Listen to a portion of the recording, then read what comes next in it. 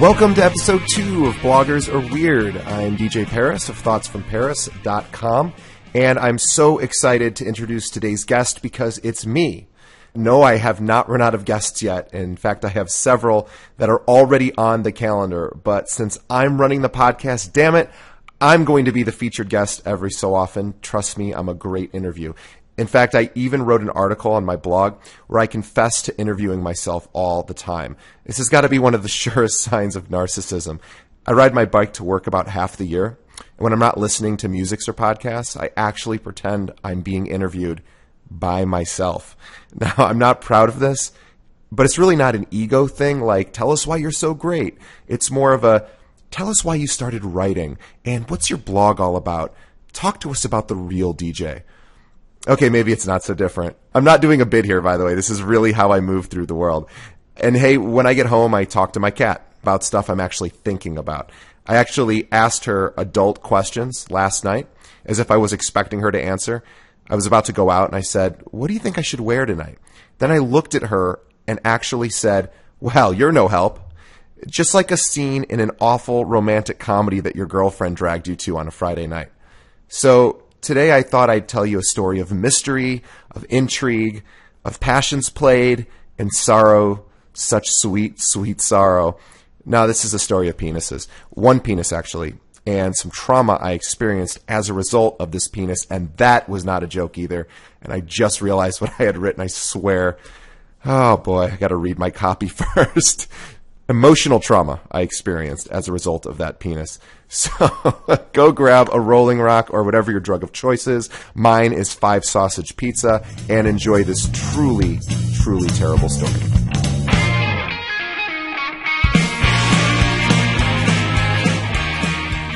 Today's podcast is sponsored by romance-text.com.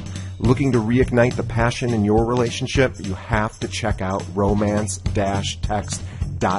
This is how to use text messages to bring back the passion and reignite the spark you once had. Now, if you're thinking this sounds cheesy, or maybe it's just learning how to send dirty text messages, it's actually not. This program by relationship expert Michael Fiore has been featured in over 200 television and radio shows. This program has a money-back guarantee, is normally $97, but listeners of Bloggers Are Weird get a special price of only $47 for the entire program. By purchasing the program, you help support this show. Visit romance-text.com and get the passion back. 2 stories about my dad's dick. Part 1. When's the last time you saw your father naked? I'm going to bet for most of you this is not an easy question to answer. Not because of the subject matter, but because you can't quite remember a time when you did in fact see your father naked. Up until about a month ago, I was right there with you. If pressed, I suppose I would have answered something which is, I guess I remember seeing it once when I was a little kid. I sort of remember taking a shower with him and noticing it, but it's kind of fuzzy. Fuzzy, not the dick, but the memory's fuzzy. That wasn't in the story, but I just realized that didn't sound right. Anyway, back to the story. So it's not like I could actually draw his genitals from memory. I can hardly draw my own from memory, and I'm pretty familiar with it. After the story I'm about to share, where I saw my father's dick, I was reminded of a second story involving my father and his penis. I didn't feel like this would be an ongoing series where I would relay constant anecdotes about my dad's privates. I only have 2, so let's knock them out and move on. If that shirt bounces any higher, I'm going to see... shit, it just went higher. Our family recently went to Las Vegas. My mom had a conference out there for work, and she invited the whole family. My sister and her boyfriend flew out from New York, which meant we really only needed 2 rooms. I would share with my mom and dad, and Dana and Al would get the other room. Las Vegas is just not my kind of town. Don't get me wrong, there's a lot to do. Golfing, gambling, shows, restaurants, etc.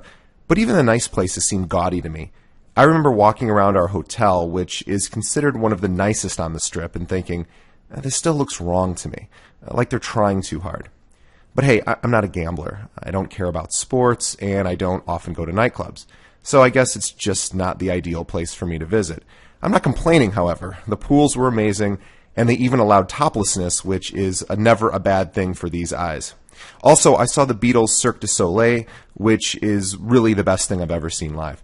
Now, that I've sufficiently bored you with context about Las Vegas, let's get to why you're listening to this, my dad's dong. So Dad and I had just finished a round of golf. It was 102 degrees during the round, which is hot even without humidity. 4 hours in that heat, even when you're not sweating, is kind of rough. And by the way, here's a quick tip my dad taught me. In that sort of weather, when you finish the 9th hole, do not, under any circumstance, go into the clubhouse for any reason. If you have to pee, visit a cactus.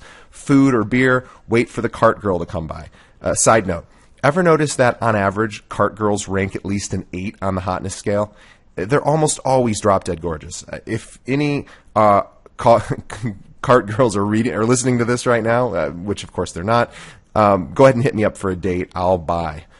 Back to the tip. If you don't go inside after the 9th hole, you'll be fine for the next 9 holes. If you do go in the clubhouse, even for a moment, you're done.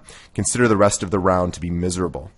Now, let's jump out of this 2-level digression that I just made you sit through. When we get back to the hotel and it's time to take a shower, since my folks are springing for the room, it would only seem respectful to allow my father to jump in the shower before me. I headed over to the computer and checked my email. As I looked up, after a few moments, I saw my dad in a state of undress that was both unusual and alarming. Unusual because I've never seen it before. Now, he's standing adjacent from me, a profile view, about 8 feet away, wearing only a polo shirt, nothing else. Let me just say that one more time. He's standing adjacent from me, a profile view, about 8 feet away, wearing only a polo shirt, nothing else. He had his phone in his hand. One hand is constantly swiping the screen from right to left, the other's holding the phone.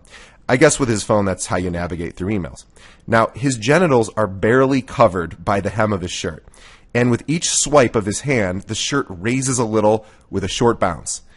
Now, that's why I mentioned alarming earlier. But it was a controlled bounce, just high enough to cover his junk.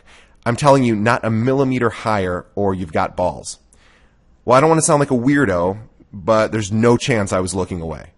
And he must have had like 30 emails because he was swiping every 3 seconds. And then he must have seen something that either angered or overjoyed him. All I know is he swiped harder than he had been previously, and the shirt jumped up 3 inches higher. And I saw it. Yes, it. Now, as soon as the penis was presented, I did in fact look away. I was pleased and instantly satisfied with myself that my instinctual reaction was that of flight. 2 seconds later, though, I did look back, and the shirt was back to its original position, covering his essence. I didn't say anything because clearly this was not his problem. My father apparently is not one to feel the shame of nakedness, and has no problem standing in a hotel room with his son, wearing just a polo shirt, exposing his dork. I went back to my computer, processing silently what I had just witnessed. But here was my issue. I had a growing, gnawing thought that wasn't going away. I did not like what I had just seen. Well, of course you didn't, DJ. You just saw your father naked. That's awful. And I'm not talking about the feeling of appropriateness of seeing a parent's genitals. That's another discussion.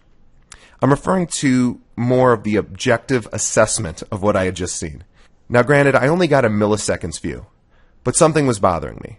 I had to ask my mother, who was now getting dressed. Dad had since retired to the shower and had closed the door to the bathroom. I whispered, "Mom, psst. This is a really odd question to ask, but Dad's circumcised, right?" My mother looked at me for a good 5 Mississippi before replying, I think so. I felt it was important to tell her I'd just seen his cock and balls, and it could have been just my imagination, but something seemed off about them. She looked at me as if she were about to ask me to explain what I had just said.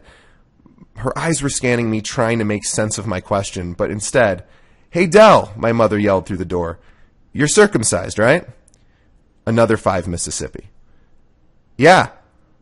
Oh, that was it. That's the end of this story. I'd love to say that my father got out of the shower, ran into the room, and asked his wife why, after nearly 40 years of marriage, she didn't know he was circumcised, but that's not what happened. He got out of the shower, put on his trunks, thankfully in the bathroom, and we went to the pool. Had a good time. Well, there it is, folks. I'd like to point out that little story propelled me to the very top of Google. When you type in the phrase Dick Stories, I am number one. I'm not lying. Feel free to check it out. My parents are so proud. 5 years of college. Okay, part 2 is coming up in a few episodes, but thanks for listening, and say goodbye, DJ. Goodbye.